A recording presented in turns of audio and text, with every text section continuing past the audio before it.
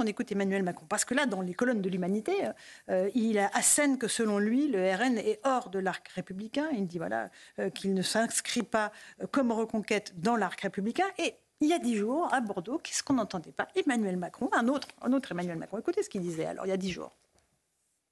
Tous les partis qui sont présents à l'Assemblée ont été choisis par nos compatriotes et qu'on ne fait pas de tri dans l'expression du suffrage universel et ce qui sort du scrutin. Il y a, depuis le début de cette mandature, plusieurs textes qui ont été votés par le Rassemblement national. Nous avons simplement veillé à ce qu'aucun texte ne soit voté uniquement grâce aux voix du Rassemblement national. C'est d'ailleurs le critère que j'avais donné lors de la loi immigration. Mais c'est tout à fait normal de dire qu'il peut y avoir des discussions et on ne va pas considérer que telle ou telle formation politique aurait moins de droits parlementaires, moins de reconnaissance. Par contre, ça ne change pas la doctrine. L'objectif du gouvernement, c'est de travailler, de constituer texte par texte des majorités et d'avoir ces majorités. Elles peuvent parfois être complétées ou grossies par des voix qui viennent de députés du Rassemblement national ou d'autres formations. Yann Usaï, faites-nous un tout petit décryptage, parce que moi je suis perdue dans la pensée complexe. Non, je trouve que c'est... vous le trouvez cohérent, vous? Ah, je trouve que c'est cohérent. Ah ben, Joseph, alors, après vous aurez la parole, Johan, quand même. Hein. C'est cohérent, c'est-à-dire que lorsque Mme Borne explique que le Rassemblement national puise son origine idéologique dans Vichy, Mme Borne se fait rappeler à l'ordre. C'est là où il faut entendre les paroles du président Macron. Lorsque Gabriel Attal parle d'un républicain, il se fait rappeler à l'ordre. Quel est le point commun entre les deux? C'est que le Premier ministre se fait rappeler à l'ordre. Un chef, c'est fait pour cheffer, disait Chirac. Et c'est exactement ce qu'Emmanuel Macron, tout simplement, le rappelle. D'accord, quitte à se un peu contredire. L'important, c'est qu'il cheffe. Okay. Oui, il cheffe peut-être. Qu'il contredise ses premiers ministres. Je suis pas certain que c'est une bonne manière de cheffer. Allez-y, Johan. Qu'il contredise ses premiers ministres, ma foi, écoutez, ça peut arriver. On l'a déjà vu sous la Ve République. Mais qu'il se contredise lui-même, c'est vrai que ça interroge, parce que c'est le même Emmanuel Macron qui dit aujourd'hui que le RN n'est pas dans l'arc républicain, mais qui reçoit Jordan Bardella au même titre que tous les autres chefs de parti lors des rencontres de Saint-Denis. C'est le même Emmanuel Macron qui effectivement recadre très sévèrement Elisabeth Borne quand elle dit le RN héritier de Pétain. Et il dit on ne combat plus l'extrême droite aujourd'hui avec des arguments moraux, et des arguments historiques. Que fait-il aujourd'hui? C'était un tais-toi à Elisabeth Borne. Et que fait-il aujourd'hui quand il demande à Marine Le Pen de ne pas venir à la panthéonisation dans 2 jours de Missak Manouchian? Il convoque précisément ces mêmes arguments historiques en disant Marine Le Pen, compte tenu de l'histoire de son parti, serait bien inspirée de ne pas venir. Ça montre quand même, selon moi, qu'il ne sait plus comment combattre le Rassemblement national. Il est perdu. Le RN, qui est aujourd'hui largement en tête dans les sondages pour les européennes, dont l'image s'est considérablement améliorée depuis plusieurs années maintenant, il ne sait plus de quelle manière lutter contre ce parti qui est en progression constante et donc ça donne ces contradictions. Il est pétri de contradictions sur le Rassemblement national. Vous n'êtes tous pas d'accord, c'est formidable. C'est pour ça que le débat est bon. Joseph, rapido, après que je pense pas ça. Je pense que c'est la question du Rassemblement national, et c'est peut-être pire, est secondaire pour lui.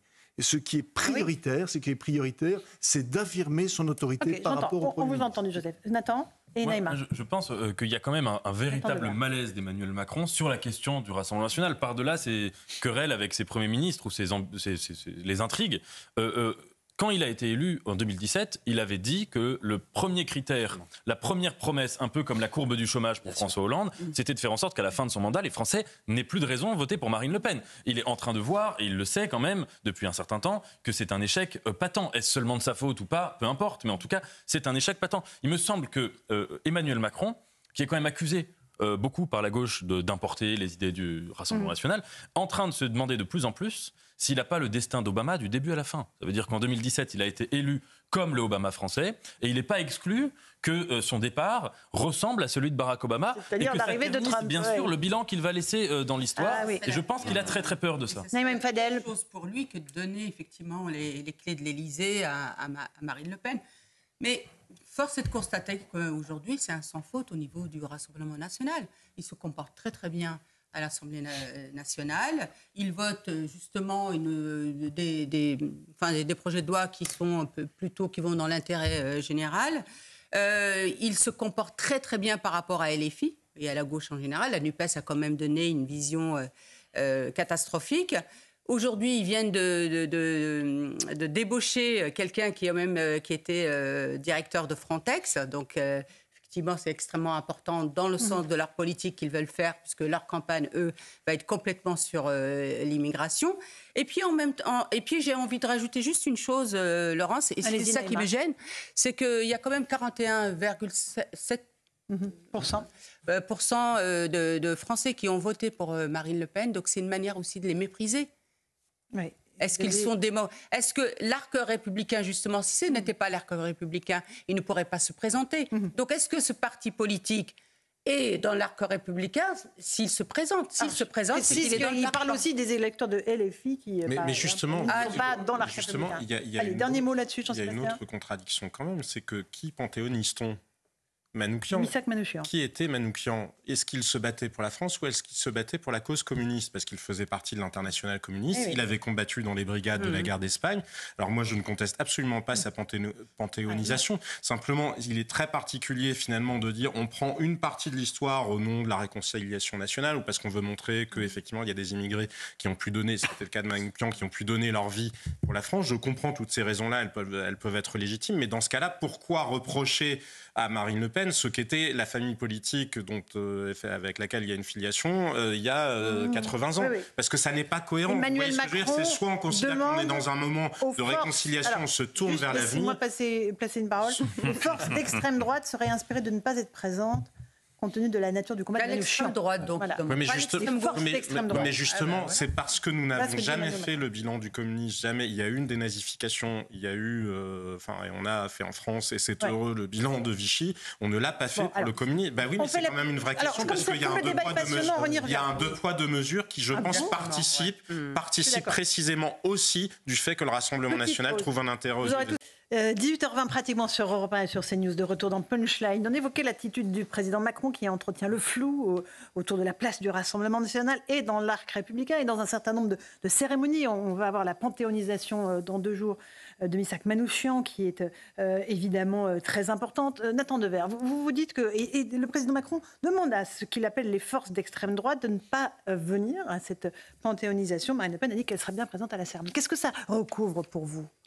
On a été choqués, c'est vrai, par le fait que des députés LFI soient venus à l'hommage du 7 octobre, soient venus à la cérémonie pour Robert Badinter, alors qu'on leur avait demandé de ne pas venir. Et en effet, je comprends. On peut faire quand même, à certains égards, la comparaison avec cette situation. Je crois que le petit-neveu de Manouchian a dit qu'il ne voulait pas de la présence du Rassemblement national. Et puis, on peut aussi faire la comparaison avec ce mot en hommage à Navalny quand il a été assassiné de Jordan Bardella, ce tweet qui a été publié, sachant que le même Jordan Bardella et les députés européens du Rassemblement national, quand il y a eu à l'époque des résolutions pour condamner les conditions d'enfermement de M. Navalny, ça n'a pas été voté par lui et par les autres députés. Et je crois même que certains ont voté contre. Donc, si vous voulez, on peut aussi se dire que, mais c'est, je pense, une lapalissade, et tout le monde le voit bien, qu'il y a une stratégie politique de dédiabolisation. Incontestablement, cette stratégie, elle fonctionne politiquement, mais que, dans le fond, si on creuse, ce n'est pas du tout, loin de là, aussi simple que ça. J'aimerais juste faire une remarque, c'est que le concept d'arc républicain, en fait, il était fonctionnel tant que ces partis extrêmes étaient minoritaires. Oui. Là où ça devient problématique, c'est quand vous avez quasiment un électeur qui vote non blanc sur 2, qui est en dehors de l'arc. Là, c'est plus vraiment un arc, c'est plutôt, je sais pas, une sorte d'angle droit. Donc, si vous voulez, ça va poser, et ça pose déjà un problème d'une restriction de cet arc qui correspond presque à 1 ou 2 ou 3 partis à peine.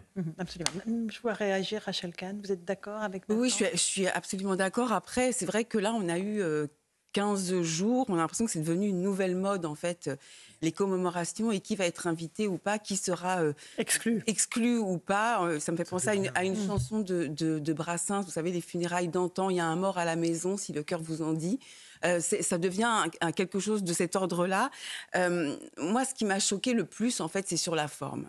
Ce qui m'a choqué le plus, c'est que ça se passe dans l'Humanité. Un journal qui faisait sa une avec Médine.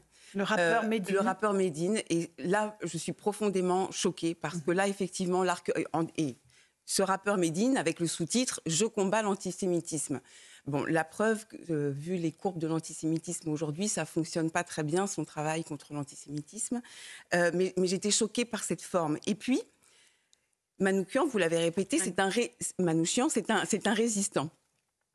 Lorsqu'on a Daniel Obono qui dit que le Hamas est un résistant, ça interroge aussi de la présence de l'extrême gauche à cet événement. Et je rappelle que le rappeur Médine avait tenu des propos inqualifiables à votre sujet, en faisant un jeu de mots sur votre nom de famille. Mais peut-être que l'occasion, Laurence, de l'entrée de Manouchian au Panthéon, ça peut être aussi une occasion de partager cette cérémonie dans les différents collèges et lycées, justement, autour de ce jeune Manouchian qui était effectivement étranger et qui s'est battu pour la France. Espérons qu'on en parle quand ce ne sera plus les vacances scolaires. Oui, effectivement, mais je pense qu'il faudrait peut-être faire quelque chose parce que c'est aussi l'occasion de travailler sur la citoyenneté, l'appartenance commune, et puis aussi de la part de ces gens-là qui ont fait mienne les leurs, ce pays. Mais vous parlez des vacances scolaires, mais les vacances scolaires, elles ne sont pas partout, là, en ce moment. Il n'y a pas de vacances scolaires. Il y a des petites zones qui sont en vacances. On pourrait choisir des lycées comme ça, symboliquement, et inviter des lycéens et des collégiens.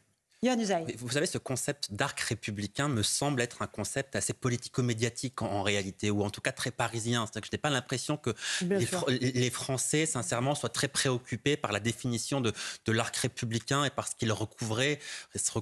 Parce qu'effectivement, dans les zones rurales, dans les campagnes notamment, en dehors des grandes villes, en tout cas, le Rassemblement national arrive en tête, et très largement en tête. Donc c'est un concept qui, sincèrement, je crois, ne parle pas à une majorité de Français. Et Emmanuel Macron avait raison, me semble-t-il, quand il disait, au-delà des arguments moraux et historiques, on combat des partis politiques avec des idées. C'est ça le combat politique. Effectivement, appliquer là un vocable qui est difficilement compréhensible par une majorité de Français me semble être une erreur stratégique. Et après, concernant la panthéonisation de Missak Manouchian, qui était un résistant, effectivement, vous l'avez dit. Marine Le Pen a décidé d'y aller, mais l'antisémitisme aujourd'hui, il est principalement de quel côté ? Il est principalement de l'extrême gauche. Si vous demandez aux Juifs de France aujourd'hui de qui est-ce qu'ils ont peur, ils vont vous répondre quasiment à 100% de l'extrême gauche et non pas de l'extrême droite, même s'il y a évidemment de l'antisémitisme à l'extrême droite, ça n'est pas la question. Mais aujourd'hui, l'antisémitisme le plus visible, le plus flagrant, il est bien situé à l'extrême gauche. Ok, allez, dernier mot là-dessus, Joseph, et on avance parce que là, il faut qu'on fasse un autre thème. Très justement, parce que qui dit arc républicain dit évidemment lutter contre la dédiabolisation, mais la question n'est pas la dédiabolisation. C'est pas ça qui fait monter le Front National. C'est pas parce que Sébastien Chenu a une cravate. C'est pas ça du tout qui fait monter le Front National. C'est quoi alors ? Le Rassemblement National, c'est la réalité, c'est le réel. Je suis désolé, c'est le réel.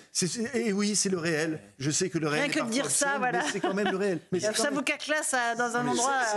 C'est quand même le réel. Attention à vous, Joseph. Allez, Jean-Sébastien Ferjou, vraiment le dernier mot. Oui, on pourrait imaginer qu'Emmanuel Macron prenne un peu de recul sur ce qu'il a lui-même apporté à la vie politique française, c'est-à-dire la négation du clivage gauche-droite. Il n'est pas responsable de ce qu'était devenu la gauche ou de ce qu'était la droite, mais enfin la négation de ce clivage-là en essayant de nous vendre un clivage mondialisé, ou je sais pas quoi, pro-européen contre des gens qui seraient, et surtout raisonnables contre des raisonnables, c'est en soi une forme de négation de la démocratie. Parce que la démocratie, ce sont des règles institutionnelles, mais ce sont aussi des principes non écrits. Et parmi ces principes non écrits, il y en a un, il faut que l'alternance paraisse possible. Et quand vous revendiquez le monopole de la raison, de facto, vous niez ce principe démocratique, puisque de facto, vous niez l'alternance, ou en tout cas, vous niez l'alternance dans le cadre de la démocratie. Monopole de la raison, que j'aime cette expression. Tout petit peu, vraiment, on n'arrivera pas à s'arrêter, mais ce sujet est passionnant. Commémoration permanente, Joseph, cette commémoration permanente, il ne faut pas oublier, il ne faut jamais oublier que le premier acte politique d'Emmanuel Macron, son premier discours politique, c'est un discours pour la commémoration de Jeanne d'Arc. Le premier. C'est intéressant. Absolument. Et ce n'est pas un hasard. Là, c'est une très belle façon de... Alors, je sens que vous rajoutez sa petite... En effet, imaginons que Marine Le Pen arrive au pouvoir aux prochaines élections et que les historiens se demandent quelle est la part de responsabilité d'Emmanuel Macron. Il me semble, ou du macronisme. Il me semble qu'ils pourront dire que cette part-là, je ne dis pas que ce sont les seuls responsables, mais qu'elle est double. C'est premièrement d'avoir repris un certain nombre de concepts qui venaient de son côté, le grand remplacement, l'ensauvagement, etc. Et deuxièmement, plus profondément encore, d'avoir fait en sorte que la seule opposition construite, ce soit eux. Ça veut dire d'avoir aboli toute autre altérité démocratique. Et évidemment que la démocratie se nourrit toujours du désir d'altérité. Et ça, en effet, c'est le grand problème originaire, je pense, du mais ce qui est d'autant plus grave quand on revendique le monopole de la raison. Non, mais avec l'effet essuie-glace dont on parlait tout à l'heure. Bien sûr. Non, mais du macronisme. À qui ? À lui. Jean-Sébastien Ferjou.